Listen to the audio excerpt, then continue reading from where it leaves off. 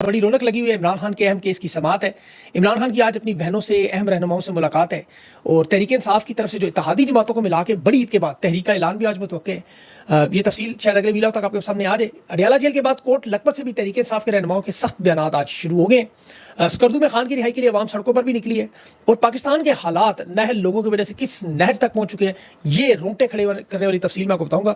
कराची में भी जेल टूटी, हुकूमत सो रही है और तहरीक इंसाफ के सहाफ़ियों और कारकुनों को अब नहीं गिरफ्तार किया जाएगा। ये बड़ी दिलचस्प वजह। इसके साथ 27वीं आईनी तरमीम की भी बाज़गश्त, इस्लामाबाद बार की हमायत और पाकिस्तान के नेवी अफसरान फील्ड मार्शल के ओहदे पर सवालात उठा रहे हैं। शहबाज शरीफ भी खैबर पख्तूनख्वा में जिरगा, वहाँ गंडापुर के अलावा सबको बुलाया गया। बिलावल का बड़ा मस्ताना किस्म का रूप सफारतकारी के लिए और हिंदुस्तान से पानी रोकने का पहला ठोस डाटा 91,000 क्यूसेक कमी, और ये ऑफिशियल डाटा है। और ये बड़ी अहम खबर जो कोर कमांडर हाउस से मुतल्लिक जो हमला मरियम नवाज के कदम का, तहरीक इंसाफ के लोगों को ये बड़े गौर से सुनना होगा और इसे समझना होगा, शेयर भी करना होगा। ये आपका बयानिया है। लेकिन सबसे पहले अडियाला जेल की तफसील, वहाँ मेला लगा हुआ है, समाअत है आज। स्पेशल जज शाहरुख अर्जमंद इस केस को सुनेगा। ये इमरान खान और बुशरा बीबी तोशाखाना 2 केस इन्होंने बनाया जो, और उस पर पार्टी रहनुमाओं की भी और बहनों से आज खान की मुलाकात भी है। लिस्ट में जो नाम थे उसमें ज़ाहिर है सलमान अकमल, नईम हैदर मंजूता, 2 वकला के नाम इन्हें पसंद नहीं है। नईम हैदर को शायद आज भी ना मिलने दिया जाए। मुलाकात दोपहर के वक्त होती है, केस सुबह के वक्त है और पिछली दोनों समातों में देखें तो वहाँ गेट पर रोक लिया गया, हालांकि जज ने लिस्ट भेजी हुई थी। लेकिन इस मुलाकात की मज़ीद तफसीलात शायद अगले इस वीलॉग में, उस वक्त तक ये सारी मालूमात आ जाएंगी क्या हुआ। ज़ाहिर इस पर तहरीक जो चलाने का मामला है, ईद के बाद चित्राल से ग्वादर तक, वो महमूद अचकज़ई ने, इत्तेहादी जमातों ने इसका ऐलान कर दिया। तहरीक इंसाफ भी प्लान दे रही है, इमरान खान ने भी देना है, लेकिन वो मैं आगे ज़ाहिर दूसरे वीलॉग में बताऊंगा। जो बड़ी खबर तहरीक इंसाफ के लोगों को गौर से सुननी है वो है जिना हाउस कोर कमांडर पर हमला। और इस दफ़ा ये हमला तहरीक इंसाफ पर नहीं इल्ज़ाम लगा, ये आले शरीफ के सपूत पर लगा। कोर कमांडर हाउस 9 मई के हमलों में सबसे बड़ा केस बनाया गया था। इसे फौज पर हमला कहा गया। 340 लोगों को तोड़ फोड़ के डायरेक्ट इल्जामात में पकड़ा गया। 16 लोग जो वो MP है, जिसमें मियां अकरम उस्मान भी था, जिसे सादे दहशतगर्दी में भी वो रिहा हुआ। फिर फौज की आपको सनम जावेद, हसान न्याजी, 10 साल की कैद हसान न्याजी को मिली है बेगुनाह। जो बाकी नामालूम और मफरूर लोगों की एक लंबी लिस्ट इन्होंने डाली हुई है। आप कभी पिंडी, गुजरांवाला, ये तमाम इलाकों में, लाहौर में टैक्सी और रिक्शों में सफ़र करें तो वहाँ पर ड्राइवर्स से पूछें, क्योंकि वो लोकल रहते हैं, उनसे पूछें कि आपको ऐसी ऐसी कहानियां बताएंगे अपने अजीज़ों और रिश्तेदारों की जो आप सोच नहीं सकते कि इन हमलों में लोगों की ज़िंदगियां, कारोबार, सब कुछ तबाह बर्बाद कर दिया गया। 247 सरकारी गवाहान की अब फहरिस्त जो बनाएगी, जिसमें IG Islamabad, SP, DSP, SHO, doctors, rescue के एहलकार, मजिस्ट्रेट, फौजी एहलकार, इन सबको गवाहान में 247, क्योंकि खान का भी कोर कमांडर हाउस में 9 मई के 12 मुकदमात में उन्होंने गिरफ्तार किया हुआ है। हालांकि सुप्रीम कोर्ट ने पहले ही ये बयान दे दिया, रिमार्क्स दिए, कोर कमांडर हाउस के अंदर जाना सिक्योरिटी की नाकामी है। सिविलियंस के ट्रायल पर भी सवाल आते हैं।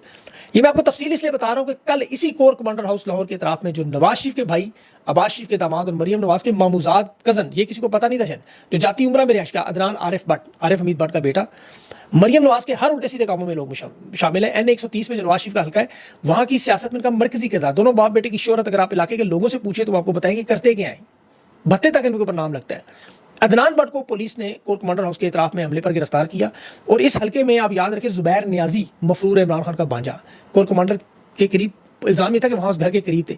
अब जिस आरिफ भट्ट पर FIR अगर आप पढ़ें तो वहाँ इलाके में खौफ व हिरास भी फैलाया, दहशत भी फैलाई, यानी दहशतगर्द हुआ। पुलिस पर हमला भी किया, पुलिस पर फायरिंग भी की, हाथ में बंदूक भी थी और फिर गाड़ियों से लोगों को टकरे भी मारता रहा। दिन दिहाड़े ताकत और बदमाशी का एक नया रूप भी दिखाया। कार्य सरकार में मुदाखलत हुई, नाजायज़ असला, नाजायज़ गाड़ी, वो सारे काम, सारे बॉक्स टिक कर दिए। अब मरियम नवाज, शहबाज शरीफ, नून लीग की आप सारी सियासत देखें तो 9 मई जिना हाउस कोर कमांडर ही होता रहा। बल्कि जजेस मुसरत हिलाली साहब ने कहा मैं जिना हाउस का नाम लेती हूँ, कहाँ उठती हूँ, आप पता नहीं FIR को देख के, इस खबर को सुनकर कि कहाँ पे टांगेंगे नहीं।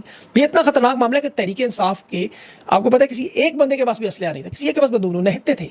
इस 9 मई में कोई शहीद या जख्मी भी नहीं हुआ सिक्योरिटी फोर्सेस का, लेकिन नामालूम लोगों की वीडियोस भी हमने देखी ट्रक से उतरते हुए और आज तक CCTV फुटेज भी पेश नहीं किए। और फिर मरियम नवाज लोगों को बताती रही कि ये भारत के हमले से भी बड़ा हमला है। अब उनका अपना कज़न सामने आ गया। क्या इसका मिलिट्री ट्रायल होगा? इसे फौजी अदालतों में भेजेंगे? या ये जो स्टैब्लिशमेंट के आला तरीन लोग जो 9 मई हर प्रोग्राम में करते हैं और तहरीक इंसाफ के लोगों को उठाते हैं, उन्हें चाहिए, और तहरीक इंसाफ के लोगों को चाहिए इस मामले को हाईलाइट करें, स्टैब्लिशमेंट से सवाल पूछें कि एक ही core commander house, Tehreek Insaf के लोग बाहर पुरअमन अंदाज में खड़े हो जाएं, जिन्होंने शरपसंदी की, आपने गिरफ्तार किए, केसेस डाले, मार कर भाषा नशर कर दिया। अब ये जो बंदा कर रहा है इसके साथ क्या करेंगे? इस केस को कैसे दबाएंगे, कैसे छुपाएंगे? तो जो लोग ये वीलॉग्स देख रहे हैं, काइंडली तहरीक इंसाफ को जरा याद करेंगे, इस मामले को फॉलो अप करें, तो जो नहीं दे रहे इस चीज़ पे।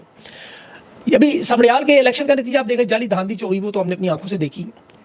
अब इन लोगों ने देखे समड़ियाल में भी एहतजाज करने वालों पर पर्चों की भरमार कर दी है। ये आवाम को डराने की कोशिश करते रहते हैं, अपने हक के लिए ना निकलें, आप निकलेंगे हम पर्चे करेंगे, पहले इलेक्शन छीनेंगे आपसे, आप जीत जाएंगे, हम इलेक्शन छीन लेंगे, आप एहतजाज करेंगे, हम जेलों में डाल देंगे। आवाम नहीं मानती। अभी आप देखें सलमान अकबर राजा की मैं बात सुन रहा था, उसने कहा अभी हमारी तहरीक में ज़रूर ऐसे लोग मौजूद हैं जो तहरीक चलाने के मूड में नहीं है, लेकिन ये सिर्फ आटे में नमक के बराबर है, क्योंकि हर बंदा आपको पता है डिफरेंट हौसला है, उसका अपनी अपनी कैपेसिटी है। लेकिन असल बात है पाकिस्तान के 64% नौजवानों के वो महकूम नहीं रहना चाहते। उसकी मैं आपको वजह बताता हूँ, मुल्की हालात नौजवान देख रहे हैं कि किस लेवल पर तबाह बर्बाद हो गए। सियालकोट में जिस तरह अभी मैंडेट छीना गया, आप देखें अभी ये 2 टिकटॉकर्स आपके सामने बचियां, फिर उसके पंजाब में जो 25 लोगों के पथरी के नाम पे गुर्दे ही निकाल दिए। ताकतवर लोग दिन दिहाड़े कमजोरों को, माओ बहनों बेटियों के सामने तशद्दुद करते हैं। वजीरिस्तान में भी मॉस्की में एक और ड्रोन हमला हो गया, और लोग पहली दफा पाकिस्तान की तारीख में भूख से मर रहे हैं, भूख से। और फिर ये जो मरीज जेल में आपके सामने, सेंट्रल जेल में, पाकिस्तान की तारीख का सबसे बड़ा जेल ब्रेक हो गया, जेल तोड़ी गई। कुछ साफियों का दावा है 7000 कैदी भागे, मेरे हाल में इतने नहीं है, लेकिन भागते हुए वो मजे की बात है विक्ट्री के जो निशान बना रहे थे, जिस तरह मुझे नवाज शरीफ याद आ गया जब वो जा रहे थे, आपको पता है लंदन और जद्दा, विक्ट्री के निशान बना के। इन भागने वालों को, कैदियों को आवाम ने कुछ को गिरफ्तार किया, कुछ खुद चले गए। अब ये 2200 लोगों की जगह पे 7000 लोग कैद किए गए। अब आप देखिए इसके अलावा भी कैद के अलावा भी हम रोज़ बलोचिस्तान के पी से सुनते हैं खबरें शहादतों की। अभी तो कालादम तंजीम, इतनी बड़ी तंजीम जो पाकिस्तान पहुंची, जिसको पकड़ के तुर्की के हवाले किया, पहले अमेरिका के हवाले किया, अब दुनिया में दहशतगर्दी में पहले ही अब दूसरे नंबर पर पहुंच चुके हैं। इस साल में हो सकता है पहले भी पहुंच जाए, क्योंकि ये सारे सिक्योरिटी इदारे मसरूफ हैं झूठे पर्चों में लोगों को उठाने में, तहरीक इंसाफ। अब बहरहाल इन्होंने कह दिया हम नहीं उठाएंगे, उसकी मैं वजह आगे चल के बताता हूँ। ज़रई मुल्क है हमारा, ज़रई मुल्क, नौजवान देख रहे हैं कि खुराक की शार्टेज और कहत का खतरा पड़ रहा है। किसानों की हालत ये हो चुकी है कि 3900 रुपये गंदम का रेट था, किसानों ने 6.2% गंदम में पैदावार में इजाफा, इस दफ़ा उन्हें वो पैसे नहीं मिले तो 0.5%। 12 अरब डॉलर का नुकसान है, 4 अरब बरह रास्त गंदम में, और 10 अरब डॉलर की अब ये ज़रई दरामदात दूसरे ममालिक से मंगवाने लगे हैं। यानी मजमूई 3000 अरब का नुकसान है, 3000 अरब। 35 रुपये किलो प्याज पड़ता है किसान को, जो बेचारा 8 रुपये हुकूमत उसे खरीदती है, वो किधर जाए। आम की फसल 75% आपको पता खत्म हो चुकी है, सबसे बड़ी एक्सपोर्ट ही पाकिस्तान की। कीनू की एक्सपोर्ट आप चेक करें 50% वो गिर गई है, प्याज की एक्सपोर्ट 50% गिर गई है, मकई की एक्सपोर्ट जो है वो इस वक्त 87% गिर चुकी है। और ये कपास जो पाकिस्तान की थी अब बाहर से मंगवानी पड़ रही है, 327% बाहर से मंगवाई। आप बताएं ज़राई मुल्क कैसे चलेगा। ये पाकिस्तान की तारीख का सबसे बड़े हुकूमती स्कैंडल है जो मैं बता रहा हूँ। और ये अभी तो खुदा ना खासा जो डाटा भी आया है पानी रोकने का, वापदा इकरार कर रहे हैं हिंदुस्तान की तरफ से कि 2 दिन में 91,000 क्यूसेक चिनाब से पानी रोक लिया। ये लोग तो भाग जाएंगे मुल्क से। लंदन में देखा नवाज शरीफ ईद मनाने वहाँ चला गया, सारे इस तरह निकल जाएंगे। अभी शहबाज शरीफ ने आबी वसाइल पर वो एक इजलास किया, उसे बताया गया कि ज़राअत की फराहमी के लिए 60 से 70% कमी हो सकती है। फिर सैलाब का सीजन आ रहा है, नए डैम मौजूद नहीं है। और खुराक के हालात आप जो मैंने आपको बता रहा हूँ, भावलपुर में भी आपने खबर देखी होगी, 2 बहनें भूख से, एक खातून इंतकाल कर गई, दूसरी तशवीशनाक हालत में। पाकिस्तान में कभी नहीं सुना इस तरह भूख से कोई लोग हलाक हो रहे। एक भाई था इन 2 बहनों का, वो पता नहीं मिसिंग पर्सन में डाल दिया कि 9 मई में डाल दिया, क्या किया उसका। बजट की आमद है और खुशखबरियाँ सिर्फ फौज के लिए। 4 घंटों की जंग थी ज़ाहिर है, उसमें ओहदे भी बढ़ गए, अब बजट में भी इजाफा हो जाएगा 3-4 गुना। और यहाँ ATM भी आप अपना डालेंगे, 1 लाख रुपये भी निकलवाना होगा तो 1200 रुपये आपको देने पड़ जाएंगे। लोगों ने अब क्या करना है, घरों में पैसे रखने हैं, बैंकों में रखने, कैश में लेन देन होगी, मईशत वैसी तबाह बर्बाद हो जानी है। ये इनकी प्रायोरिटी। तालीम के जैसे बजट इन्होंने तबाह बर्बाद कर दिया। अब इनकी सारी दुश्मनी खैबर पख्तूनख्वा से निकली है। 90% वहाँ मुकम्मल मनसूबे इन्होंने उड़ा दिए। सूबाई फंड उन्हें नहीं देते, उनके वाजिबुल अदा फंड उन्हें नहीं देते। अभी 300 अरब इस दफ़ा भी इन्होंने मजीद कम कर दिया। NFC में 42 अरब पहले ही कम थे, और ये सिर्फ इस वजह से कि वो इमरान खान को वोट देते हैं। जुल्म की इंतहा देखें कि शहबाज शरीफ अमन व अमान मुल्क में चाहता है। बलोचिस्तान गया, वहाँ बलोच नहीं बुलाए। अब खैबर पख्तूनख्वा जा रहा है, वहाँ वफाकी वज़रा, गवर्नर, अरकान असम्बली सबको बुलाया, अली मीन गंडापुर को नहीं बुलाया, जिसका वो सूबा है। और खारजा पॉलिसी के हालात भी यही हैं। 3 साल में शहबाज शरीफ 50 से ज़्यादा दौरे करके, और ज़्यादातर दौरे कहाँ करते हैं, इसराइल के दोस्त ममालिक में। अज़रबैजान कितनी दफ़ा जा चुके हैं। एक तो मनी लॉन्ड्रिंग, दूसरा इसराइलियों से मुलाकात करते हैं कि जी आप गज़ा पे जो मर्जी करें, हमारी तरफ से बयान भी नहीं आएगा, हम अपने मुल्क में भी किसी को नहीं बोलने देंगे। सेनेटर मुश्ताक अहमद बोलता है उसको उठा लेते हैं खानदान समेत। अब ये खारजा पॉलिसी के लिए मुकदमा लड़ने भेजा हुआ है बिलावल को, उसकी हालत आप देख लें, आपको अंदाजा हो जाएगा। वो अपनी वालदा का सीधा मुकदमा नहीं लड़ सका, इंसाफ नहीं दिलवा सका, वो नाम तक बता के गई थी कौन शामिल है।